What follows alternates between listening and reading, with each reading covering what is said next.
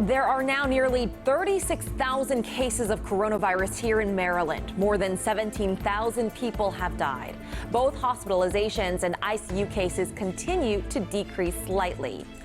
Hello again, I'm Lynn Bowie. Governor Larry Hogan says Maryland has achieved the 14-day plateauing and decline of hospitalizations, so the stay-at-home order will be lifted tomorrow at 5 p.m.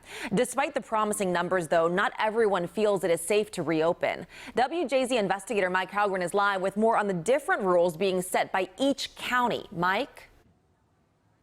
Good afternoon, Lynn. Good afternoon, everybody. A lot of local leaders are scrambling to decide what to do right now, and it appears some of the most populous counties in our area are not reopening Friday.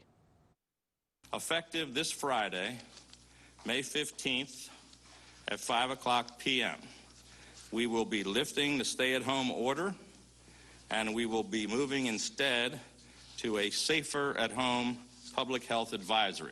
Despite the governor's announcement, some counties will not reopen Friday. 9 COVID-19 deaths per day still in Prince George's County. And what this means is that this has quickly become, in the 2 months plus that we have experienced, the leading cause of death in Prince George's County. So needless to say, Prince George's County is not ready to go to phase 1. Baltimore County and Baltimore City say they will decide today, but caution that rushing to reopen jeopardizes lives. We're surrounded by the counties. The county people come here to work and shop. We go there to work and shop. So we want to make sure that we're doing it in a helpful fashion at the direction of our health professionals. Anne Arundel County is still deciding what to do. Howard County will not open Friday. We do not have the building blocks in place that the governor has outlined necessary for stage 1 reopening. In the Baltimore region, only Harford and Carroll counties have signaled they're ready to reopen. In counties where it's allowed, retail stores can open at 50% capacity. The same goes for barbershops and hair salons and churches. We need to see a steady decline in our hospitalizations and other numbers before we feel comfortable moving forward. And that was Prince George's County Executive Angela Alsobrooks. She says the stay-at-home order in her county will last at least through June 1st. We do expect to hear later this afternoon at 3 o'clock from Baltimore City Mayor Jack Young. We'll keep you updated on what he and others are saying. Reporting live, Mike Halgren, WJZ. New numbers out today show more than 65,000 new unemployment claims were filed in Maryland last week. This comes after 2 days of hearings in which we learned about 135,000 Marylanders still waiting for their unemployment claims to be processed. Labor Secretary Tiffany Robinson says many claims have not been paid because they're under review for various reasons. She says the department was disappointed with the launch of the Beacon One-Stop system and says she and her team won't stop until they've solved everyone's issue. All eligible Maryland voters should now have their mail-in ballots for the 2020 presidential primary election. Governor Hogan pushed the primary from April 28th to June 2nd because of the pandemic.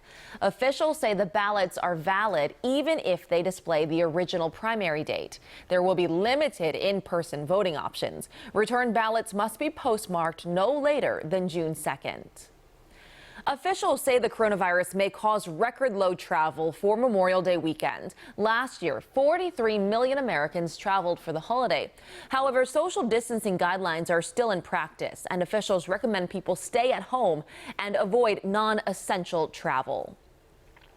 The chairman of the Federal Reserve warns that the economic shock from the coronavirus is without precedent. As a result, the stock market fell sharply this morning. Taking a look at the big board now, the Dow Jones is down about 75 points. The former head of the government agency charged with developing vaccines says he worries America is not prepared for a resurgence of the coronavirus this fall. Dr. Rick Bright filed a whistleblower complaint claiming Health and Human Services leadership dismissed his dire predictions about the coronavirus in January. He claims he was removed from his post after raising concerns about treatments touted by President Trump. Our window of opportunity is closing. If we fail to improve our response now, based on science, I fear the pandemic will get worse and be prolonged. I was surprised by his answer, actually. President Trump tweeted this morning he has never met Dr. Bright and called him a disgruntled employee. And WJZ has everything you need to know about the pandemic. Go to WJZ.com and look under top stories for a list of resources. The most important links and numbers are under quick links.